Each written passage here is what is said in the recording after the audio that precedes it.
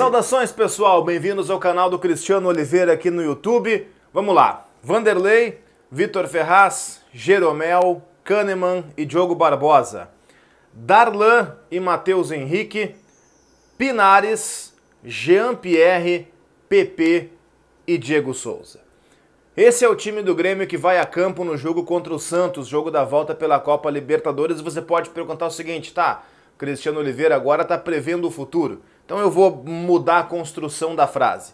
Esse foi o time que treinou na última atividade do Grêmio antes de viajar para Santos para esse enfrentamento pelas quartas de final da Copa Libertadores da América. Eu quero debater esse time com vocês. A informação desse time foi trazida pelo repórter Rafael Pfeiffer, que é um dos repórteres que mais entende, que mais sabe de Grêmio na imprensa do Rio Grande do Sul. E eu quero debater esse time, trazer alguns pontos desse time com vocês aqui no vídeo. Fica o convite, fica mais do que o convite, o pedido.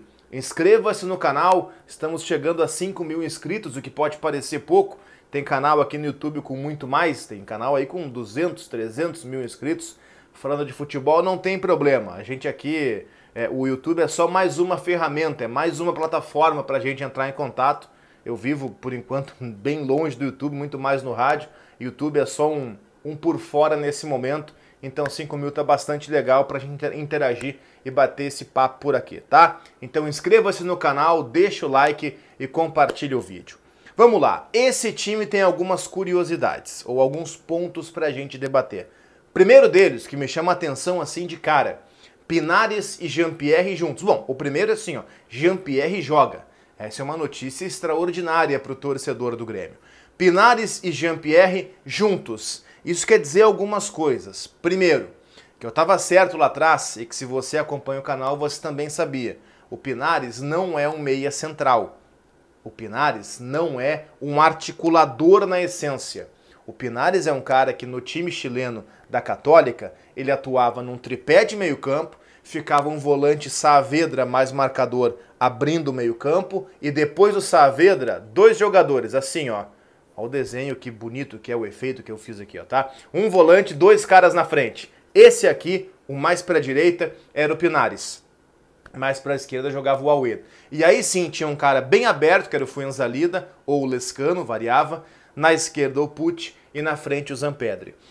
O Pinares não é um 10, ele não tem isso como característica e o Renato, eu acho que cedo, que bom, tá percebendo isso. Então ele joga o Pinares lá para a direita.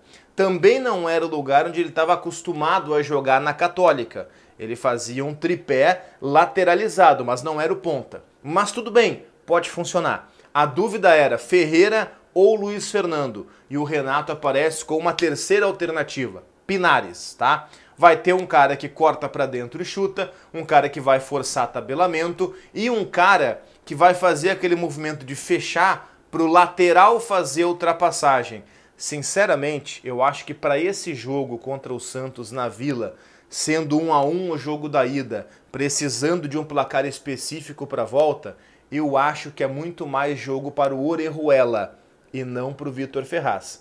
Eu acho que o Orejuela tem muito mais condições de ser um cara útil pela sua característica de força, de ultrapassagem, de correria, do que o Vitor Ferraz. Mas enfim, deve jogar o Vitor Ferraz, pelo menos foi ele quem treinou, e é ele quem o Renato vê como um titular da direita do Grêmio. Então o Pinares pode fazer sim esse movimento de corte para dentro, de aparecer como opção para forçar um tabelamento com o Jean-Pierre, com o próprio Diego Souza e abrir o corredor para a passagem do Vitor Ferraz. Eu tenho um temor em relação a esse time.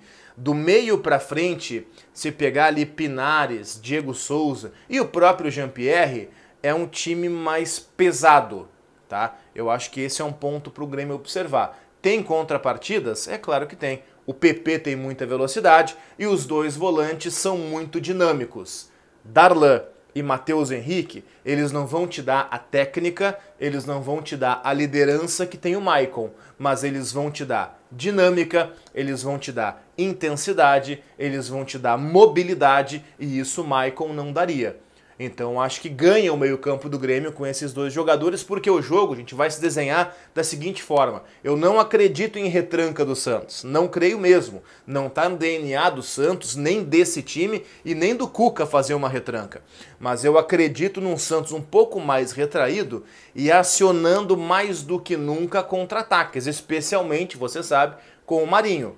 E um time que vai jogar ou que vai ceder contra-ataques, como é o caso do Grêmio, ele vai precisar ter volantes mais rápidos que consigam cuidar aquela bola nas costas. E o Maicon mais pesado teria alguma dificuldade.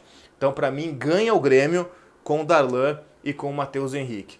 Para resumir, a volta do Kahneman, agora a volta não, ele vinha jogando, mas a sequência do Kahneman com o ritmo de jogo também é boa notícia. Gostei do time. Para resumir, gostei dessa ideia, tá? Darlan e Matheus Henrique para mim dão mais dinâmica, são mais propositivos para esse jogo de hoje do que o Maicon. A volta do Jean-Pierre, estupenda notícia. Pepe e Diego Souza são titulares e o Pinares na esquerda, eu prefiro o Ferreira, porque eu acho que o Ferreira tem um contra um, acho que ele tem o drible, acho que tem a vitória pessoal e ele mudou o jogo da semana passada em Porto Alegre. Mas a ideia do Pinares não é uma ideia que eu acho ruim. Pelo contrário, é uma ideia bastante clara de que o Renato percebeu o seguinte: eu tô invicto a 18 jogos? Tô. Mas nessa invencibilidade eu não consegui, por exemplo, fazer uma vitória na Vila. Vamos lembrar, ou mudando o formato da frase, o último jogo de derrota do Grêmio foi na Vila, tá? E eu sei que mudou o Grêmio de lá pra cá, mas também mudou o Santos de lá pra cá. O futebol tem os dois lados.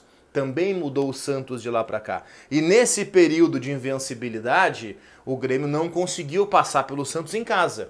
Para passar pelo Santos fora, vai precisar mudar.